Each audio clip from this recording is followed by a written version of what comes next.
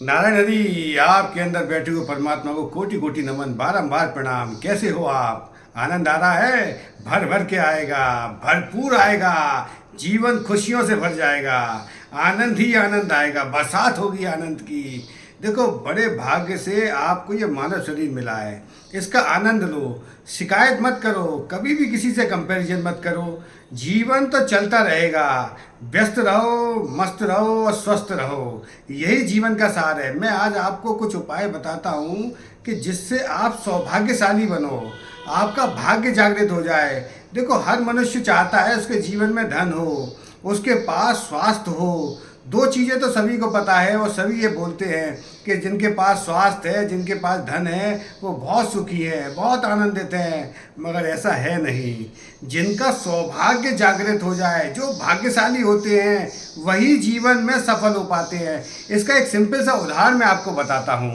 देखो, टाइटैनिक जहाज़ था जो डूब गया, उसमें जो बैठे हुए लोग थे उनके पास बहुत धनवान थे, वो शरीर से भी बहुत स्वस्थ थे, मगर वो सौभाग्यशाली नहीं थे, वो भाग्यशाली नहीं थे। बच केवल वही पाए जो सौभाग्यशाली थे, जो भाग्यशाली थे। तो आपके जीवन में जो भाग्य है वो जागृत कब होता है? जब जीवन में कोई गुरु देवक ज्योतिषाचार मानवा वाचार फलादेश भक्ता आता है तो आपके सौभाग्य को जगाता है, आपके भाग्य को जगाने के लिए वो उपाय बताता है। जिन चीज़ों को आप बहुत सरल विधि से कर सकते हो, आप अपनी कुंडली को देख सकते हो, कुंडली की विवेचना करवा सकते हो किसी गुरु देवज्ञ ज्योतिषाचार मानवा आचार फलादेश वक्ता से। देखो, एक होता है प्रारब्ध। प्रारब्ध वो होता है जो पूर्व जन्म के कर्मों के आधार पर आपको ये मानव शरीर मिला है।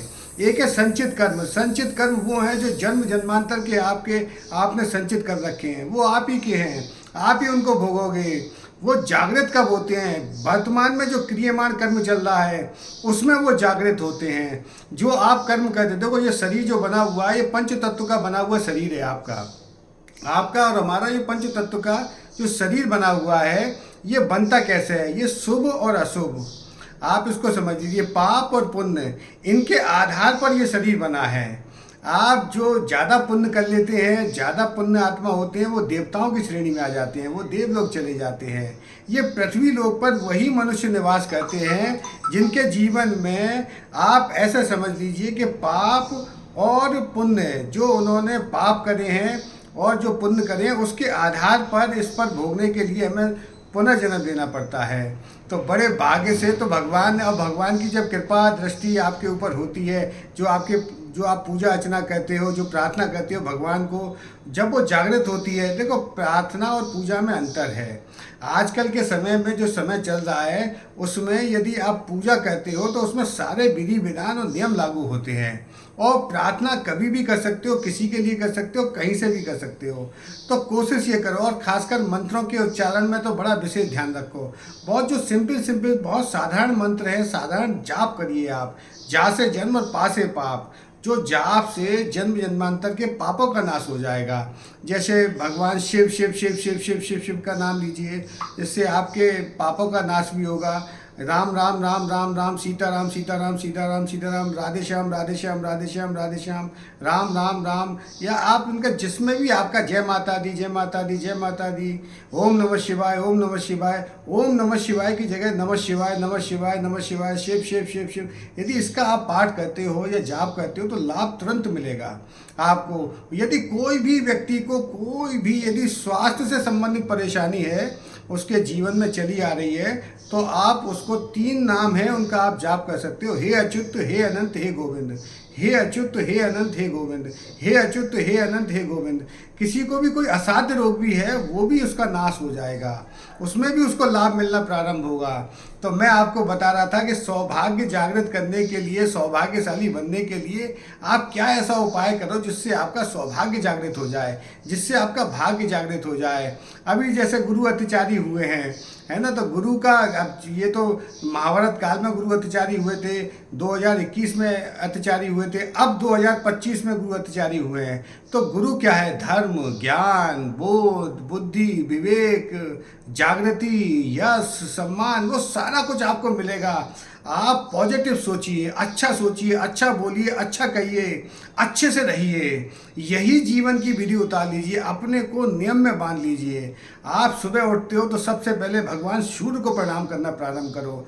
देखो, सूर्य और चंद्र महाराज ये दो हैं जो जीवन में आपको हमेशा ही अंधकार से निकाल के लाते हैं।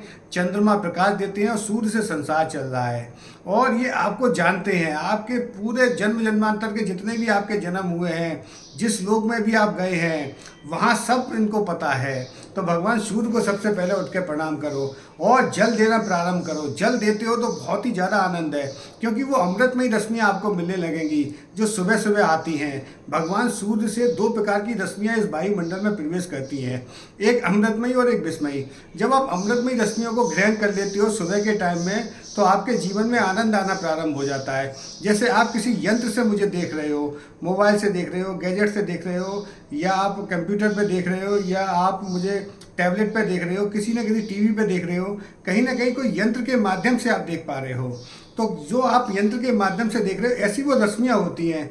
जब आप कोई रत्न धारण कर लेते हो तो वो रश्मियाँ आपको प्राप्त होने लगती हैं। जब किसी गुरु देवक जोशाचार्य मानवा आचार्य फलादेश वक्ता के सानिध्य से दोष रहित अभिमंत्रित नक्षत्र में आपके निर्माण और मुहूर्त में यदि आप धारण कर लेते हो विधि विधान से, तो आपके जीवन में चमत्कार होते हैं। गुरु बनाओ जान के और पानी पियो छान के। पहले कसौटी पे कस के देखो, तब गुरु को धारण करो, गुरु के विचारों को धारण करो। जैसे सबसे पहले गुरु कौन है? सबसे पहले प्रथम पूजनीय माँ है, जो हर घर में विराजमान रहती है।